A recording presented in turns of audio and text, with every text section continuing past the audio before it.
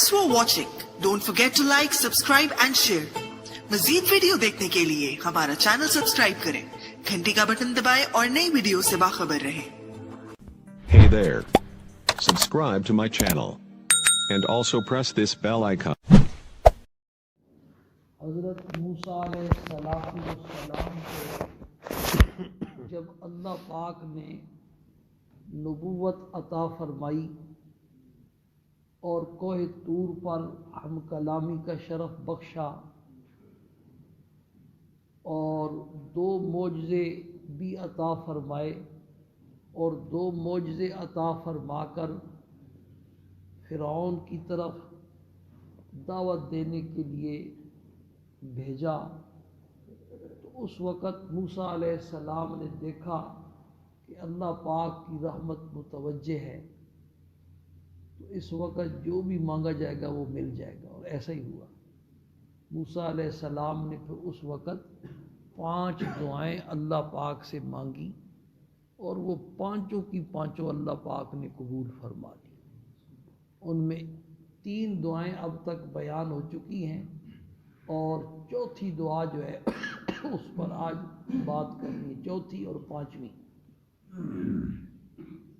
اس پر شروع میں کئی باتیں میں عرض کر چکا ہوں کہ ہمیں بھی جس وقت آدمی یہ دیکھے کہ اللہ پاک کی رحمت متوجہ ہے تو اس وقت اس موقع کو ضائع نہ کرے۔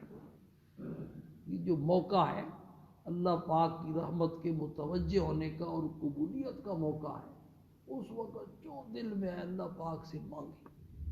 ان میں سے ایک موقع عرض کیا تھا گناہ سے بچنے کا۔ جب بندہ اپنے ارادے اور اختیار سے گناہ سے بچتا ہے تو اس وقت اللہ پاک کا اس کو انتہائی قرب نصیب ہوتا ہے۔ ہزاروں نوافل سے بھی وہ قرب نصیب نہیں ہوتا جو اپنے ارادے اور اختیار سے ایک گناہ سے بچنے کی بنیاد پر اس کو اللہ کا قرب نصیب ہوتا ہے۔ اور اللہ کے قرب کا مطلب کیا ہے کہ بندہ بادشاہ کے پاس پہنچے۔ اب بادشاہ سامنے ہے اور بادشاہ بھی ایسا ہے کہ جس کو اسمبلی سے کوئی بل منظور نہیں کروانا پڑتا کہ فلاں کو اتنا دوں کہ فلاں کو نہ دوں، ایسا بادشاہ ہے، اس کے دربار میں پہنچ گیا ہے تو پھر دل کھول کے اس وقت اللہ پاک سے مانگے۔ موبائل کھولا ہے اور کھولتے ہی کوئی ایسی نازیبہ تصویر سامنے آ گئی ہے اور اس نے آنکھیں بند کر دی، فوراً موبائل بند کر دیا۔ یا راستے میں چلتے ہوئے آج کل ایسے مواقع لوگوں نے بہت پیدا کر دیے ہیں، یہ جتنے پول ہیں کوئی پول ننگی تصویروں سے خالی، آنکھوں کو پناہ ہی نہیں ملتی۔ اللہ پاک جو ہے نا معاف فرمائے۔ وہ اصل میں الناس علی دین ملوکہم، لوگ جو ہے نا وہ اپنے بادشاہوں کے دین پر ہوتے ہیں قدرتی طور پر، جیسا بادشاہ ہوگا ویسے عوام الناس ہو۔ پھر اگلی ایت میں یہی مطلب، پھر آگے مولوی صاحب سیاسی تقریر کرتے ہیں۔ سیاسی تقریر میں تو کسی کو نہ ووٹ دینا ہے نہ لینا ہے، ویسی ضمن جو ہے نا تھوڑا سا مرچ مسالے کے لیے بھی آپ کو ہنسانے کے لیے بھی بات کرتا کہ آپ تھوڑے سے ایسے بیٹھے ہوتے ہیں تو ہنسانے کے لیے بھی تھوڑی سی کوئی بات چیت کرنی پڑتی ہے تاکہ توجہ ہو جائے اور ذہن جو ہے نا چل پڑے۔ تو بہرحال یہ جو موقع ہے نا، جس وقت بھی دیکھنے پر 100% قدرت تھی اور صرف اللہ پاک کے خوف سے اپنی نگاہ کو کیا کر لیا، نیچے کر لیا، بند کر لیا، تو یہ وقت اللہ پاک کے انتہائی قرب کا ہوتا ہے اور اللہ کی رحمت بندے کی طرف کیا ہوتی ہے، متوجہ ہوتی ہے۔ اس وقت اپنے جو بھی اللہ سے مانگنا ہے مانگے اور پھر دیکھے تجربہ کر کے کہ کیسے اللہ پاک قبول فرماتا ہے۔ بہرحال موسیٰ علیہ السلام نے 5 دعائیں مانگی اور ان میں ایک دعا اپنے بھائی کے بارے میں، اپنے بھائی کو نبی بنوا لی۔ اب نبی جو ہے، نبی والا جو عہدہ ہے، کوئی آدمی بادشاہ سے اپنے بھائی کو وزیر بنوا لے، مشیر بنوا لے یا کوئی منصب اس کو دلوا دے تو بادشاہ کے اختیار میں ہے۔ موسیٰ علیہ السلام نے اپنے بھائی ہارون علیہ السلام کو اس موقع پر نبی بنوا لیا۔ اس کا مطلب یہ ہوا کہ جب اللہ کی رحمت متوجہ ہو تو پھر بڑی دعا اللہ سے مانگنی چاہیے، اللہ پاک کے آگے کوئی مسئلہ نہیں ہے، کوئی مشکل نہیں. ہم اپنی حیثیت سے مانگتے ہیں اور اللہ پاک جو ہے نا وہ اپنی شان کے مطابق کیا کرتے ہیں، عطا کرتے ہیں. بہرحال چوتھی دعا وَاجْعَلْ لِي وَزِيرًا مِّنْ أَهْلِي، اور اے میرے رب، اے میرے پالنے والے، میرا ایک مددگار بھی بنا دے جو میرے خاندان میں سے. ایک تو مددگار مانگا. وزیر کا معنی ہوتا ہے، وزیر وزر سے مشتق ہے جس کا معنی ہے بوجھ اٹھانے والا. تو وزیر کو وزیر اس لیے کہتے ہیں کہ جو عہدہ اور منصب اس کے حوالے کیا جاتا ہے وہ اس ذمہ داری کا بوجھ کیا کرتا ہے، اٹھاتا ہے، اس لیے اس کو وزیر کہتے ہیں. ہمارے زمانے میں جو وزیر ہیں تو ان کو جو ہے نا عوام نے اٹھایا، ملک نے اٹھایا ہوا ہے، ان کا بوجھ اٹھایا ہوا ہے. انہوں نے منصب اور ذمہ داری کا کیا بوجھ اٹھانا ہے، کوئی ہمارے اوپر بوجھ بنے. اللہ رومی رحمہ اللہ کا شعر ہے، گرب میرو سگ وزیرو موشرا دیواں کو نند این چنی ارکان دولت منکرا ویراں کو نند. بلی جو ہے نا اس کو سردار بنا دو اور کتے کا اس کو کیا بنا دو، وزیر بنا دو، اور چوہا جو ہے نا اس کو دربان بنا دو. اب یہ تینوں جب مل جائیں گے تو ای چنی ارکان دولت ملک را ویراں کو نن. ایسے جب حکمران ہوں گے، عہدے دار ہوں گے، ظاہر بات ہے ملک کا وہی حال ہوگا جو ہمارے ملک کا حال ہے. حدیث میں آتا ہے کہ جب اللہ پاک کسی بادشاہ کو چاہتے ہیں کہ اس کی حکومت وہ کامیابی سے چلائے تو اس کو اچھا وزیر دے دیتے، پھر وہ جیسا وزیر اور اس کے مشیر ہوتے اسی طریقے سے حکومت کا کاروبار چلتا ہے. آپ کو یاد ہوگا کرونا کی جو پہلی لہر آئی تھی نا، کچھ دن تو جمعے بند تھے. جب جمعہ اسٹارٹ ہوا تھا تو ایک واقعہ آپ کو سنایا تھا. ہارون الرشید بادشاہ گزرا، اس کے زمانے میں قحط پیدا ہو گئی، ایسا قحط کہ ہارون الرشید کی راتوں کی نیند اڑ گئی. ایسا پریشان، کوئی تدبیر سمجھ میں نہیں آ رہی تھی اس قحط سے نمٹنے کی. تو ہارون الرشید کا ایک وزیر تھا جس کا نام تھا یحییٰ ابن خالد، اور وہ ہارون الرشید کا استاد بھی تھا. تو ایک رات کو ہارون الرشید جو تھا وہ اپنے محل کی چھت کے اوپر ٹہل رہا تھا، اسی پریشانی کے عالم میں سوچ رہا تھا کہ اب کیا کروں، کوئی بات سمجھ میں نہیں آ رہی تھی. تو اس نے کسی کو کہا کہ جاؤ یحییٰ ابن خالد کو بلوا کر کے لے آؤ. یحییٰ ابن خالد اس کا استاد بھی تھا. وہ آیا تو ہارون الرشید بڑا پریشان، اس کے سامنے اپنی پریشانی کا اظہار کیا کہ استاد محترم، حالت یہ ہے کہ میری راتوں کی نیند اڑ گئی ہے اور اس کا کوئی حل نظر نہیں آ رہا. تو یحییٰ ابن خالد جو تھا وہ بڑا عالم فاضل تھا. پرانے زمانے کے یہ جتنے عہدیدار اور منصب والے ہوتے تھے نا، بڑے ماشاءاللہ دین دنیا دونوں علوم سے بہرور ہوتے تھے اور بڑے سمجھدار، بڑی حکمت والے، بڑی بصیرت والے. اس نے کہا کہ میں تمہیں پہلے ایک واقعہ سناتا ہوں پھر تیرے مسئلے کا حل سمجھاتا ہوں. واقعہ یہ سنایا کہ ایک جنگل میں ایک بندریہ تھی،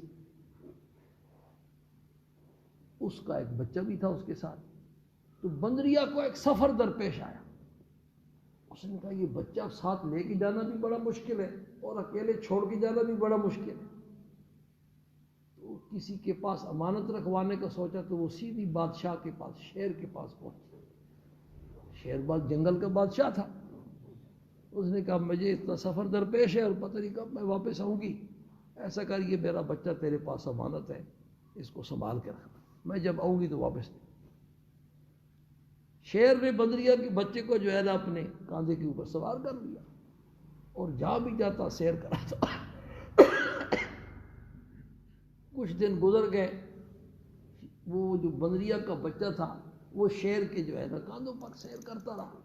اوپر سے جو ہے نا چیل نے جھپٹی ماری اور جو ہے نا وہ بچہ اڑا کے لے. شیر دیکھتا رہا، اچھلا تھوڑا اچھلا کودا لیکن کچھ ہو نہیں پایا، بات بنی نہیں.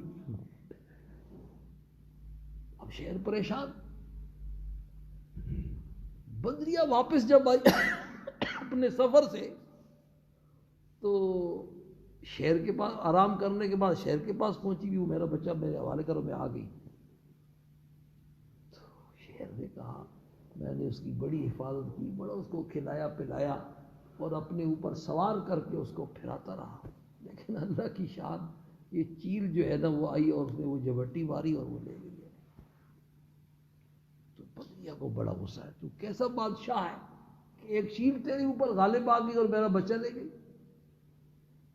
تو شیر نے کہا کہ میں زمین کا بادشاہ ہوں، جنگل کا بادشاہ ہوں، نیچے اگر کوئی حملہ کرتا تو میں اس کا مقابلہ کرتا، آفت آسمانی جو اوپر سے آتی ہے نا اس کا کوئی مقابلہ نہیں کر سکتا، اس کو تو اللہ ہی بچا سکتا۔ یہ واقعہ یحییٰ ابن خالد نے ہارون الرشید کو سنایا، تو ہارون الرشید کہا بھئی جو قحط والا مسئلہ ہے نا یہ اوپر سے آیا ہوگا، اس کا تو ایک ہی حل ہے، اسی کا دروازہ کھٹکھٹاؤ، اسی کو مناؤ اور راضی کرو، وہ جب راضی ہو جائے گا مان جائے گا تو قحط وات اور ساری پریشانیاں خود بخود دور ہو جائیں۔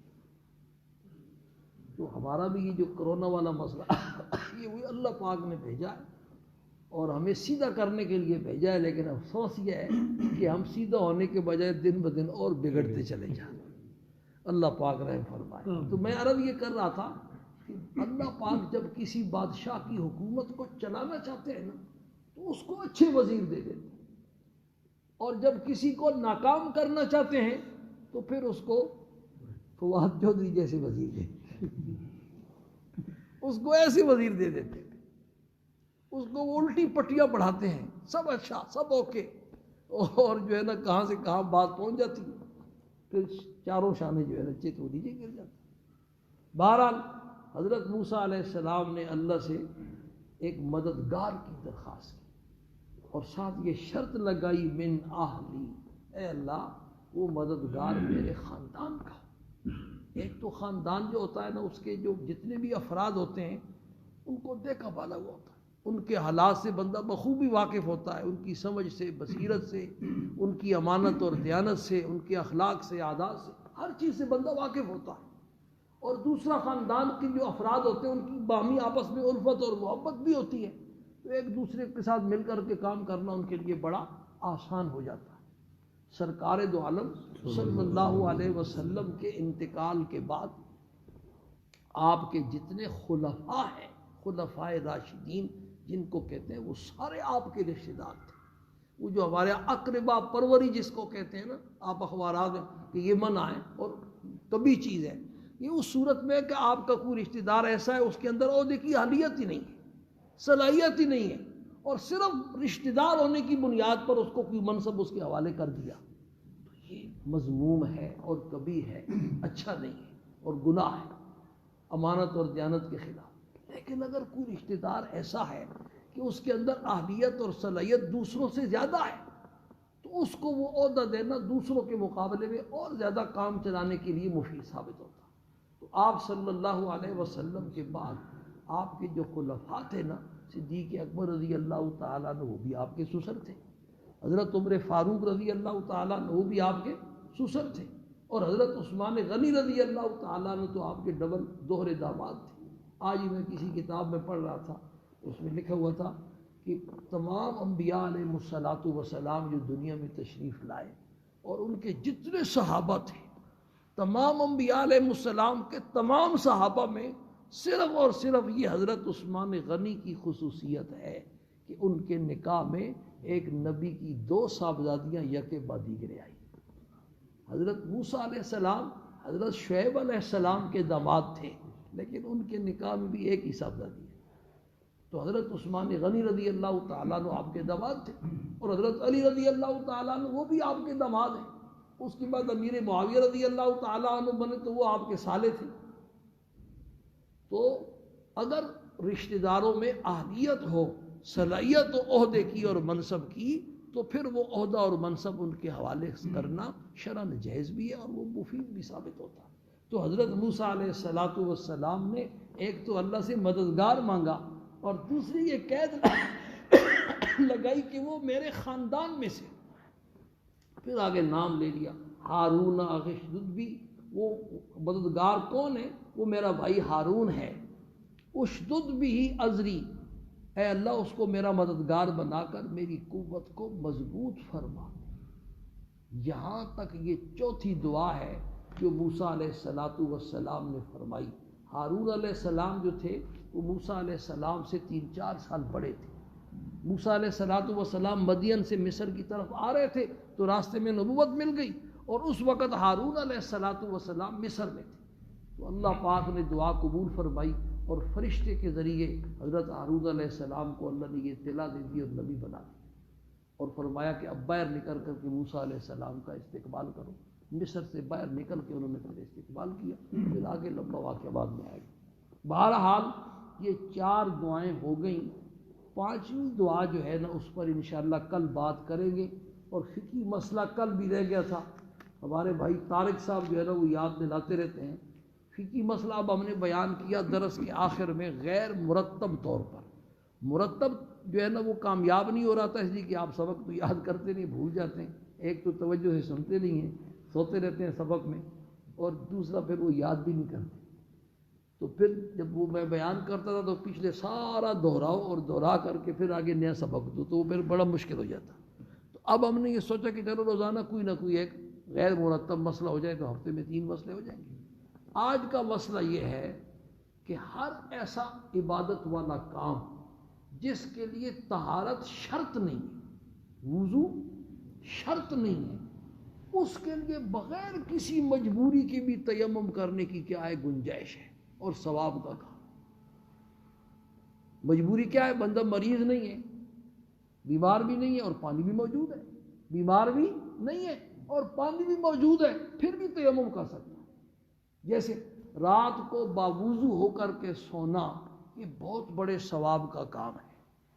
باوضو سونا یہ بہت بڑے ثواب کا کام ہے. لیکن ایک آدمی کی ہمت نہیں ہو رہی وضو کرنے کی، پانی ٹھنڈا ہے یا بستر سے اٹھنا ہی نہیں چاہتا، تو جہاں بستر کے ساتھ دیوار ہے تو وہیں تیمم کر لے اور چپ کر کے سو جائے. یہ اس کو بھی ثواب ملے گا کہ یہ باوضو سویا، کیونکہ تیمم وضو کا خلیف نائب ہے. قرآن کریم زبانی پڑھنا اس کے لیے وضو شرط نہیں ہے. دیکھ کے پڑھنا، ہاتھ لگا کے پڑھنا، اس کے لیے تو وضو ضروری ہے. لیکن زبانی کوئی آدمی قرآن کی تلاوت کرتا ہے، سورہ یاسین کی، سورہ واقعہ کی، اس کو قرآن یاد ہے، حافظ صاحب ہے، ویسے منظر پڑھتا ہے. یا کوئی تسبیح پڑھنا چاہتا ہے درود پاک کی، استغفار کی، سبحان اللہ کی، ذکر کرنا چاہتا ہے، تو اس کے لیے بھی وضو ضروری نہیں ہے.